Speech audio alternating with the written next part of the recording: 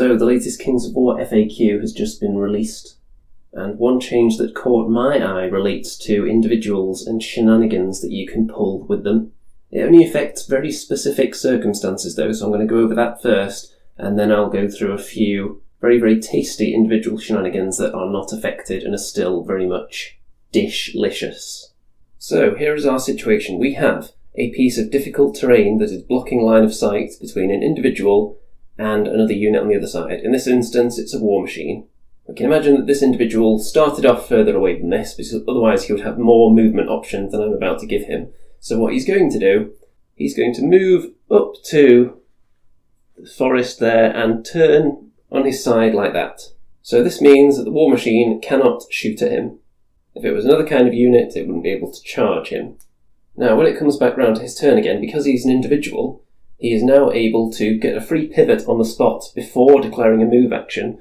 So here he goes. Oh, and look at that. He's now in the woods, leaving him free to charge through it into this helpless, defenceless war machine. There we go. So what they've done is prevented you from doing that. You can now no longer pivot into difficult terrain that would have been blocking your line of sight to your target. Now, I will say this has less of an impact on me. Of course, my main army is goblins, and the individuals are very, very fast. It's going to have more of an impact on the slower individuals that would like to get closer to the enemy, possibly within the enemy's charge range, and then still remain out of harm's way by turning sideways behind the difficult terrain that is tall enough to block the line of sight, meaning the enemy won't be able to charge them through the woods and then they'll be able to charge afterwards. So slower mounted individuals, the likes of dwarves, in fact pretty much anything is slower than a mounted goblin, so they're all going to be affected slightly more by this than goblins are. However, it only mentions difficult terrain, meaning you still have some options when it comes to hills. Hills do work slightly differently from difficult terrain though, because you can't just dip your toe into a hill and see over it. You have to have the majority of your base on it, which means you wouldn't just be able to do this and park yourself behind it and then use that pivot, because the majority of your base wouldn't be on the hill. However, what you can do though, to pull off this move with a hill, is position yourself sideways so that slightly less than half of your base is on the hill, which means that you won't be visible from the other side, so the war machine won't be able to shoot at you in that position.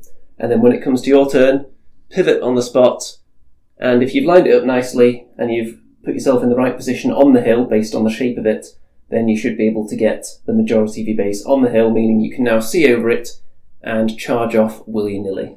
So that is unaffected by the FAQ.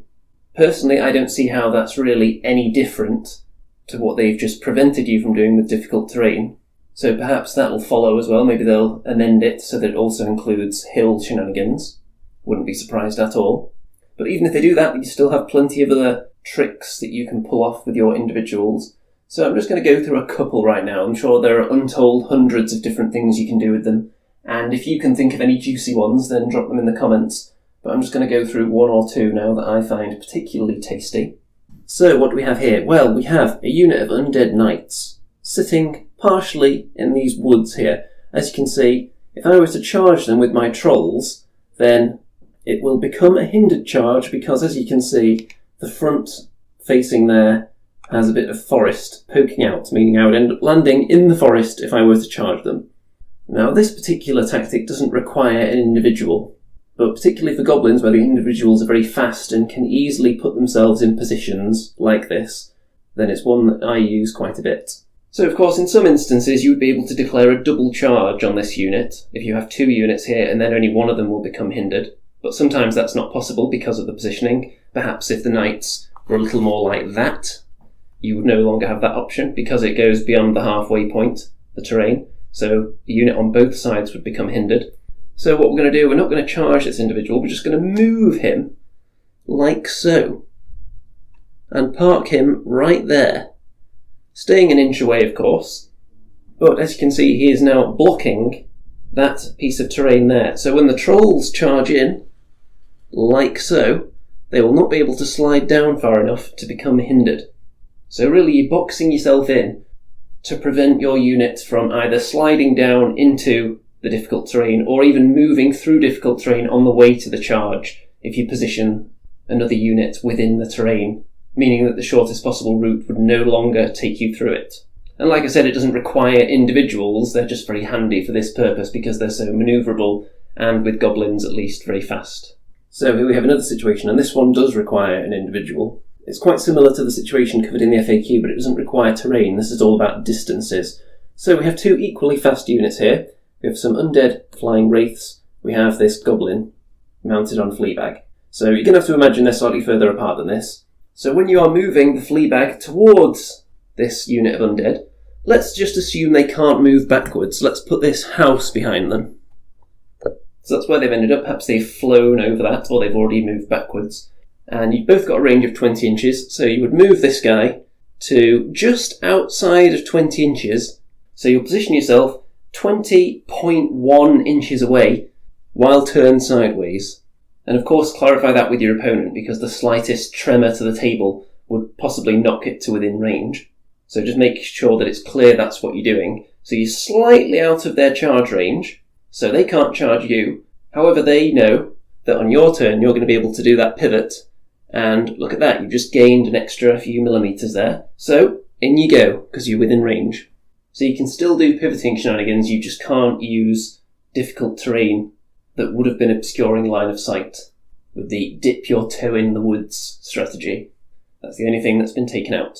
So here's a situation that I'm very glad to have fast, sneaky little individuals. So, we have this piece of terrain here, which is very important for this. But there are ways you can pull off similar situations without having terrain there. But specifically for this one, we are going to need it. So these trolls have just been charged and wavered by these knights here. So the trolls are going to want to move backwards, and this individual is going to want to position himself between the two units to cause a bit of a blockage.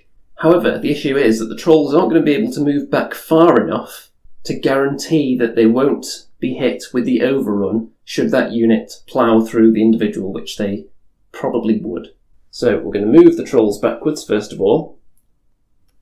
And this guy, were you to charge him in, then depending whether you've got the front or the flank wouldn't really help you at all because he'd bounce off, then they'd charge in. Front, he'd bounce off, they would charge, probably kill him, and then it's looking very, very dicey then because they would possibly about 50-50 shot at overrunning into your valuable troll unit. However, if you don't charge in, if you just position this chap so that he's an inch away there, now you may have to wrangle this with the exact positions just to make sure that there's no chance of this unit pivoting through you and then still completing the charge. So we'll just assume that that's the case. So I don't have to get my protractor out right now.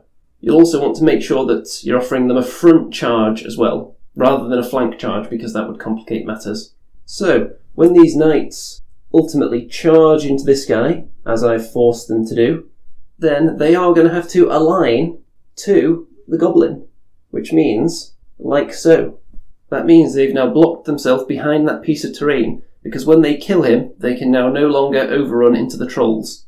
People make the mistake of thinking that individuals have to slide into the centre of the unit that attacked them, but that's not true. The individual just has to align himself so that his facing lines up with yours, but then the charging unit is always the one that has to move to the centre. So you've successfully defended that critical objective that those trolls were carrying, because even when he dies, whoop-de-doo, they can't overrun through a house, and you've won the game.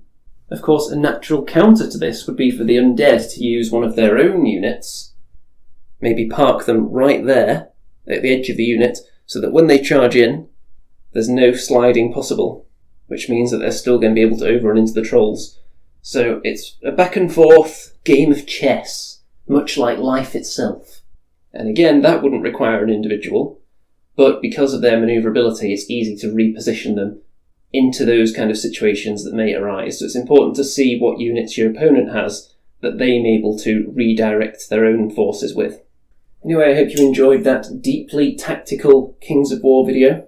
Let me know if you'd like to see more videos like this, and if you have any nice individual tricks that you use, let me know in the comments, and I will catch you next time. Ta-ta!